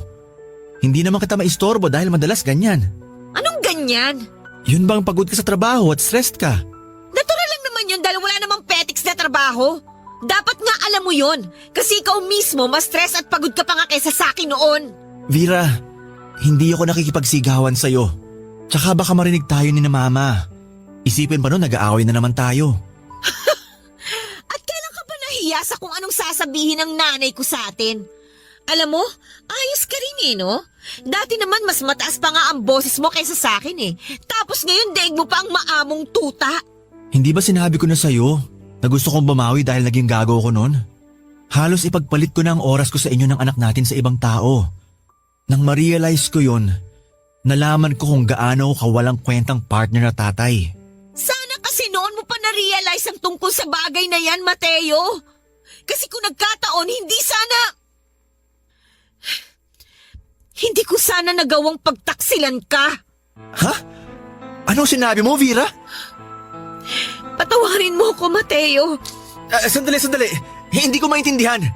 Ano ba kasing ibig mong sabihin? Nagkasala ako sa'yo. Nagkaroon ako ng ibang karelasyon habang nasa malayo ka. Hindi ko rin alam sa sarili ko kung bakit hinayaan kong umabot sa puntong yon hanggang sa hindi ko na nga alam kung paano tumigil. Alam ko galit ka sa akin. Maiintindihan ko kung kamuhian mo ko o ituring na marumi at masamang babae. Pero maniwala ka, hindi ko naman yung sinasadya at hindi ko intensyon na sirain ang pamilya natin. Hindi sinasadya? Vera, alin sa sinasabi mong pagtataksil sa akin ang hindi mo sinasadya? Pwede ba? Huwag mo nga akong gaguhin! Paano mo nagawa sa akin ang bagay na yun? At sino lalaking yun, ha? Kilala ko ba siya? Katrabaho mo ba siya? Sagutin mo ako! Oo, katrabaho ko nga siya pero tapos na kami, Mateo. Nag-resign na rin siya sa trabaho namin. Kahit na! Alam mo, gustong-gusto kitang saktan pero...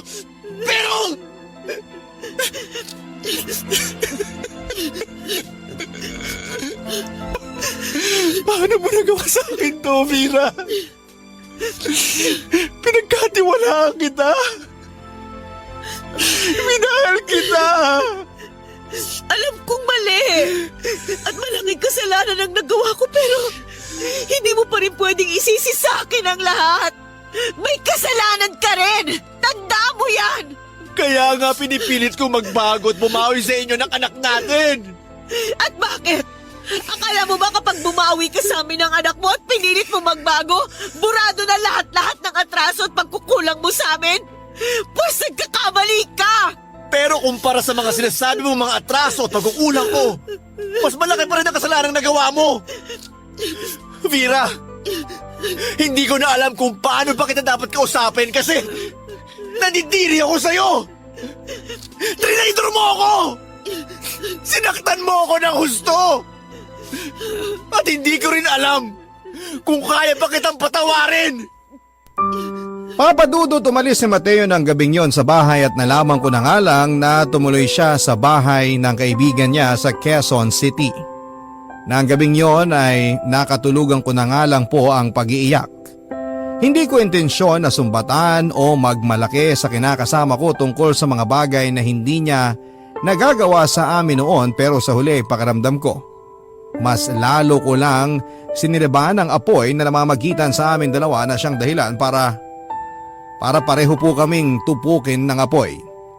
Mahal ko po si Mateo at mahal ko rin ang pamilya na meron kami pero nagkasala po ako at deserve ko kung anuman ang maging desisyon niya para sa aming relasyon.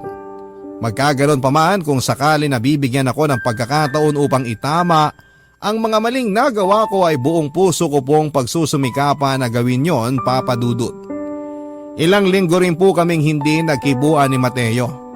Nang mga panahon na yon, inabala ko na lamang ang sarili ko sa pagtatrabaho hanggang isang gabi, kinausap niya ako ng masinsinan. Sinabi niya sa akin na galit pa rin siya at masama pa rin ang loob niya sa ginawa ko pero mahal pa rin po niya ako. Kaya lang hindi niya po alam kung paano ako muling pagkakatiwalaan. Sa huli ay nag-decide na rin po kaming i-workout ang aming relasyon kahit na paunti-unti. At bilang unang hakbang, pinatira po niya kami ng anak namin sa bahay ng nanay niya at nagkataon namang wala na rin kasama sa tinitirahan nito sa Valenzuela ang nanay niya. Ako na rin po ang kusang umalis sa pinagtatrabahuhan ko at inabala ko na lamang ang sarili ko sa munting tindahan na pinatayo ni Mateo para sa amin. Papadudot bukod sa nanay ko, kami na lang po ng kinakasama ko ang nakakaalam ng pangangaliwa ko. Pinili po naming wag nang sabihin sa pamilya niya dahil alam din po niya ang posibleng mangyari na pag-initan ako sa kanila. Bagay na ayaw naman niyang mangyari sa akin kaya nga po kahit papaano ay nagpapasalamat pa rin po ako sa kanya. Sa kasalukuyan ay masasabi ko pong unti-unti nang nanunumbalik ang dati naming pinagsamahan. Bagaman meron pa rin pagkailang at mas madalas na kalungkutan, alam ko na darating din yung panahon na tuluyang maghihilom ang sugat na minsang naging dahilan para magkaroon ng lamat ang aming relasyon. At nakahanda ko pong hintayin ang araw na yon na tuluyan na akong mapatawad ni Mateo. Maraming salamat po sakaling mapili po ninyo ang liham ko, Papa Dudut. Malaking bagay na naibahagi ko ito sa ating mga tagapakinig at sana po ay meron silang natutunan sa mga experiences ko sa buhay. Ang inyong forever kapuso at kabarangay, Elvira. Ang buhay ay mahiwaga, laging may lungkot at saya. Sa Papa Dudut Stories, laging may karamay ka. Mga problemang kaibigan, dito ay pakikinggan ka. Sa Papa Dudut Stories, kami ay iyong kasama.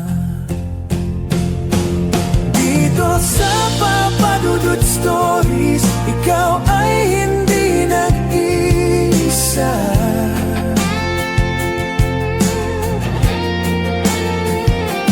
Dito sa Papa Dudut Stories, may nagmamahal sa'yo.